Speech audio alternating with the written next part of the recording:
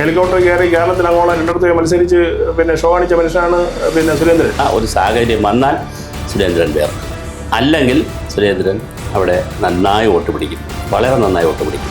ഞാൻ യഥാർത്ഥത്തിൽ CPM-ലും അതിലൊക്കെ വിശ്വസിക്കുന്നു. പക്ഷേ ഞാൻ പല പാർട്ടിയിലും വിശ്വസിക്കുന്നു. SDP-യും കൂടെയാണ്. ഞാൻ SDP-യും കൂടെ അതേസമയം തന്നെ പലതിലും വിശ്വസിക്കുന്ന ആളാണ്. SDP ഒരു കാര്യം പറഞ്ഞാൽ ഞാൻ വോട്ടേ ചെയ്യത്തുള്ളൂ. SDP-ക്ക് ആകെ കേരളത്തിലെ മൊത്തം ഈ പറഞ്ഞ വോട്ടിങ്ങിൽ 1% താഴെ വോട്ട് മാത്രമുള്ള പാർട്ടിയാണ് SDP എന്നത്. പക്ഷേ നമ്മുടെ കേരള രാഷ്ട്രീയത്തിൽ ഈ SDP-ക്ക് അനാവശ്യമായ ഒരു പ്രാധാന്യം കൊടുത്തുകൊണ്ട് കഴിഞ്ഞ കാലങ്ങളെ വെച്ച് മുസ്ലിം വോട്ട് പലപ്പോഴും സ്പ്ലിറ്റ് ചെയ്യാൻ CPM-ന് കഴിഞ്ഞിട്ടുണ്ട്. ഡയറക്ടർ ബോർഡ് അംഗത്തിൻ്റെ സഹോദരനും മന്ത്രിയുമായിട്ടുള്ള ബാലഗോപാലിനെതിരെ വോട്ട് ചെയ്യാനാണ് പറഞ്ഞത്. ഈ ക്രോസ് പരിപാടി ഉണ്ടെന്നാണ് ഞാൻ പറഞ്ഞു. ഈ പരിപാടി ഉണ്ട് കേരളത്തിൽ. 2026 വീണ്ടും സുരേന്ദ്രൻ മത്സരിക്കാം. പക്ഷേ പ്രചരണം നോക്കിയപ്പോൾ നമ്മൾ തിരുവനന്തപുരത്ത് മറ്റു മണ്ഡലങ്ങളിൽ വലിയ റോഡ് ഷോ ഒന്നുമില്ല. വീട്ടിലെടുത്ത ഒരു പ്രചരണമാണ്. ആ പ്രചരണം ഒരു സ്ഥലം മാറ്റിയില്ല. SD പിന്തുണ UDF കൊടുക്കുന്നു. ഇത്ര പിന്തുണ UDF കൊടുത്താൽ സുരേന്ദ്രന് ഈ പ്രാവശ്യം വേർക്കേണ്ടി വരുമോ? അല്ല, അതിനകത്തുള്ള പ്രശ്നം എന്ന് പറഞ്ഞാൽ ഈ കഴിഞ്ഞ കാലങ്ങളെ വെച്ച് മുസ്ലിം വോട്ട് പലപ്പോഴും സ്പ്ലിറ്റ് ചെയ്യാൻ CPM-ന് കഴിഞ്ഞിട്ടുണ്ട്. പക്ഷേ ഇപ്രാവശ്യം എന്തോ അത് നമുക്ക് ഇനി സമ്പൂർണ്ണമായ റിസൾട്ട് വന്നാൽ അറിയാൻ പറ്റും. കളമശ്ശേരിയിൽ രാജീവ് തോറ്റു പോകുന്നൊരു വാർത്ത ഇങ്ങനെ CPM-കാരുടെ കണക്കിൽ അവർ പറയും. രാജീവ് നല്ല ടൈറ്റിലാണ്. എന്ത് വെച്ചിട്ടാണ് പറയുന്നത്? മുസ്ലിമിൻ്റെ വോട്ടിൻ്റെ ഒരു കണക്ക് വെച്ചിട്ടാണ് പറയുന്നത്. അങ്ങനെ മുസ്ലിം വോട്ടിൻ്റെ കണക്ക് വെച്ച് പറയുമ്പോൾ അവിടെ മുസ്ലിം വോട്ട് നന്നായി കൺസോൾട്ടേറ്റ് ചെയ്യുകയും SDP അടക്കമുള്ള ആളുകളുടെ PDP SDP-യുടെ വോട്ടുകൾ ഇടതുപക്ഷത്തിനും ജമാഅത്ത് ഇസ്ലാമിയുടെ വോട്ടുകൾ വലതുപക്ഷത്തിനുമൊക്കെ കിട്ടുന്ന ഒരു സാഹചര്യം വന്നാൽ സുരേന്ദ്രൻ വേർക്കും, അല്ലെങ്കിൽ സുരേന്ദ്രൻ അവിടെ നന്നായി വോട്ട് പിടിക്കും, വളരെ നന്നായി വോട്ട് പിടിക്കും. മഞ്ചേശ്വരത്ത് SDP വെല്ലുവിളിയാണോ സുരേന്ദ്രൻ? ഈ SDP-യെ കുറിച്ച് നമ്മൾ ചർച്ച ചെയ്യുമ്പോൾ മനസ്സിലാക്കേണ്ട ഒരു കാര്യം, കേരളത്തിൽ SDP-ക്ക് ആകെ 1% താഴെ മാത്രമേ വോട്ടുള്ളൂ. SDP-ക്ക് ആകെ കേരളത്തിലെ മൊത്തം ഈ പറഞ്ഞ വോട്ടിങ്ങിൽ 1% താഴെ വോട്ട് മാത്രമുള്ള പാർട്ടിയാണ് SDP എന്നത്. പക്ഷേ നമ്മുടെ കേരള രാഷ്ട്രീയത്തിൽ ഈ SDP-ക്ക് അനാവശ്യമായ ഒരു പ്രാധാന്യം കൊടുത്തുകൊണ്ട് പലപ്പോഴും ചർച്ച ചെയ്യാറുണ്ട്. പക്ഷെ ഒരു കാര്യം വാസ്തവമാണ്, SDP-ക്ക് 1% വോട്ടുണ്ടെങ്കിൽ പോലും അവർ മറ്റ് മുസ്ലിം സമുദായങ്ങളെ നിയന്ത്രിക്കുന്നതിൽ അവർക്ക് വലിയ പങ്കുണ്ടെന്നുള്ളൊരു വാസ്തവമാണ്.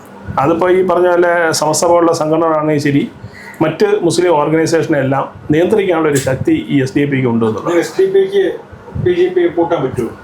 അതെ, അല്ല ഞാൻ പറഞ്ഞിപ്പം നാദാപുരം ഉണ്ടല്ലോ, ഞാൻ വേറെ 3000 വോട്ടാണ് SDP-കൾ. വലിയ മുസ്ലിം ഏരിയയാണ്, 3000 വോട്ടാണുള്ളത്. പക്ഷേ ആ 3000 അവർക്ക് എന്ത് ചെയ്യാൻ പറ്റും? മറിക്കാൻ പറ്റും. അതാണ് വിഷയം. കാരണം അവർ സംഘടിതമാണ്. സംഘടിതമാണ്. പള്ളി എന്ന് പറഞ്ഞാൽ അവരത് ചെയ്യും. സംഘടന എന്ന് പറഞ്ഞാൽ പിന്നെ അവർക്ക് വേറെ ന്യായമില്ല. പല ആളുകളും ചാനലിൽ വന്ന് പറഞ്ഞിരുന്നു. ഞാൻ യഥാർത്ഥത്തിൽ CPM-ലും അതിലൊക്കെ വിശ്വസിക്കുന്നു. പക്ഷേ ഞാൻ പല പാർട്ടിയിലും വിശ്വസിക്കുന്നു. SDP-യും കൂടെയാണ്. ഞാൻ SDP-യും കൂടെ അതേസമയം തന്നെ പലതിലും വിശ്വസിക്കുന്ന ആളാണ്. SDP ഒരു കാര്യം പറഞ്ഞാൽ ഞാൻ വോട്ടേ ചെയ്യത്തുള്ളൂ. അപ്പോൾ ഇപ്പം 3000, 6000 മുതൽ 13000 വരെ വോട്ട് നിയമത്തുണ്ടെന്നാണ് SDP അവകാശപ്പെടുന്നത്. 13000 വോട്ടുണ്ടെങ്കിൽ അത് SDP തീരുമാനിക്കും അവിടെ ആര് ജയിക്കണോ. 13000 ഉണ്ടെങ്കിൽ, ഇനി 6000 ആണെങ്കിൽ വീണ്ടും പ്രശ്നം വരാം. അപ്പോൾ ആ ഒരു വിഷയമുണ്ട്. അല്ല സാർ, നേമത്ത് SDP-ക്ക് ആകെ ഉള്ളത് 4000. അതാ ഞാൻ പറഞ്ഞു. അവർ പറഞ്ഞു, അതിൻ്റെ സംസ്ഥാന നേതാവ് പറഞ്ഞു ഞങ്ങൾക്ക് 13000 വോട്ടുണ്ടെന്ന്. പക്ഷേ ഞാൻ അവിടുത്തെ എൻ്റെ സുഹൃത്തുക്കൾ പറഞ്ഞ് തിരക്കിപ്പോൾ പറഞ്ഞത് 4000, 5000 വോട്ടിനകത്തേ ഉള്ളതെന്നാണ് പറയുന്നത്. 5000 വോട്ടാണെങ്കിൽ അത് പക്ഷേ ഒന്നിച്ചൊരിടത്ത് പോകും. സ്പ്ലിറ്റ് ഇപ്പം മറ്റ് സംഘടനയാണ്. ഇപ്പോൾ SNDP പറഞ്ഞാലോ NSS ഇത് ജമാഅത്ത് ഇസ്ലാമി പറഞ്ഞാൽ പോലും സമ്പൂർണ്ണമായി വോട്ട് ചെയ്യണമെന്നില്ല, പോകണമെന്നില്ല. പക്ഷേ ഇവർ പറഞ്ഞാൽ പോകും. കാരണം ഇവരുടെ സംഘടന വേറെ സ്റ്റൈലാണ്. പിൻവലിക്കുകയും ചെയ്തു. അല്ല, ഈ മഞ്ചേശ്വരം സംബന്ധിച്ചിട്ട് ഇപ്പോൾ ഒരു വാട്ടർ ലൂ ആണ് സുരേന്ദ്രനെ സംബന്ധിച്ചിട്ട്. കാരണം 1 പഠിച്ചാൽ 3 എന്ന് പറയുന്ന പോലെ ഇക്കുറി ജയിക്കാൻ വേണ്ടിയുള്ള കളിയാണ് സുരേന്ദ്രയുടെ കളിച്ചതെന്ന്. അല്ല, കാണ്ടലൊക്കെ പ്രചാരണം നടത്തിയില്ല എന്ന് നേരത്തെ തന്നെ സുരേന്ദ്രൻ വ്യക്തമാക്കിയിരുന്നു. കാരണം ഇക്കുറി സുരേന്ദ്രൻ സ്വീകരിച്ച ഒരു പാത എന്ന് പറയുന്നത് വീടുകൾ തോറും ഡോർ ടു ഡോർ ക്യാമ്പയിൻ മാത്രമാണ് കോൺസെൻട്രേറ്റ് ചെയ്തത്. കാരണം അവിടുത്തെ വിജയം ആര് ജയിച്ചാലും, സുരേന്ദ്രൻ ജയിച്ചാലും മറവാ ജയിച്ചാൽ പോലും ഒരു 500 വോട്ടിന് താഴെ ആയിരിക്കും ജയം വരിക. കാരണം അത്രത്തെ ടൈറ്റ് കോൺടെസ്റ്റ് എല്ലാ പ്രാവശ്യവും അവിടെ കാണാറുണ്ട്.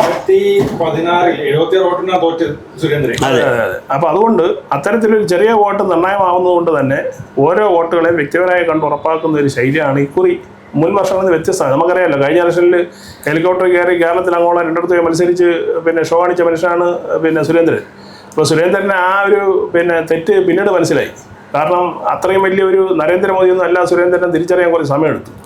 മാത്രമല്ല കേരളമാണെന്ന് തിരിച്ചറിയാനും കുറേ സമയത്ത് അതിൻ്റെ ഭാഗമായിട്ട് ഒരു തിരിച്ചറിവുണ്ടായതിൻ്റെ അടിസ്ഥാനത്തിലാണ് ഇക്കുറി ഈ കാടളക്കുള്ള പ്രചരണം ഒഴിവാക്കിയിട്ട് ഈ രീതിയിലേക്ക് നീങ്ങിയത്.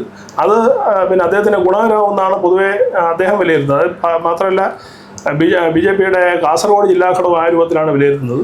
എന്തായാലും കടുത്ത മത്സരമാണ്. മഞ്ചേശ്വരത്ത് ആര് ജയിക്കുന്നത് SDP ആണോ തീരുമാനിക്കുന്നത്? എന്ന് പറയാൻ പറ്റത്തില്ല. കാരണം SDP, അതാണ് ഞാൻ പറഞ്ഞത്, SDP അവിടെ കൺസോൾട്ടേറ്റ്, ഇപ്പം നേമത്തെ തന്നെ നമ്മൾ വേറെ ഉദാഹരണം പറയും, SDP കൺസോൾട്ടേറ്റ് ചെയ്യുമ്പോൾ ഇപ്പുറത്ത് ആര് കൺസോൾട്ടേറ്റ് ചെയ്താൽ, NSS SNDP കയറി കൺസോൾട്ടേറ്റ് ചെയ്താൽ കളി വീണ്ടും മാറില്ലേ ഒരു മണ്ഡലത്തിൽ. അതാണ് ഞാൻ പറയും. ഇപ്പം ബാലഗോപാൽ എന്ന് പറയുന്ന ആൾ NSSൻ്റെ, ബാലഗോപാലിൻ്റെ ചേട്ടൻ കലഞ്ഞൂർ മധു NSSൻ്റെ ഡയറക്ടർ ബോർഡ് അംഗമാണ്. പക്ഷേ അവിടുത്തെ NSS താലൂക്ക് സെക്രട്ടറി ആർക്ക് വോട്ട് ചെയ്യാൻ ആഹ്വാനം ചെയ്തു? വോയിസ് വഴി പരസ്യമായി വോയിസ് പുറത്തു വന്നു. ഐഷ പോറ്റി, ബ്രാഹ്മണയായിട്ടുള്ള ഐഷ പോറ്റിക്ക് വോട്ട് ചെയ്യാൻ NSSൻ്റെ താലൂക്ക് സെക്രട്ടറി എന്ത് ചെയ്യാണ്? ആഹ്വാനം ചെയ്യുകയാണ്. NSSൻ്റെ ആളാണ്, നായർ സൊസൈറ്റിയിൽ അംഗമായിട്ടുള്ള ഡയറക്ടർ ബോർഡ് അംഗത്തിൻ്റെ സഹോദരനും മുൻ മന്ത്രിയുമായിട്ടുള്ള ബാലഗോപാലിനെതിരെ വോട്ട് ചെയ്യാനാണ് പറഞ്ഞത്. ഈ ക്രോസ് പരിപാടി ഉണ്ടെന്നാണ് ഞാൻ പറഞ്ഞത്. ഈ പരിപാടി ഉണ്ട് കേരളത്തിൽ.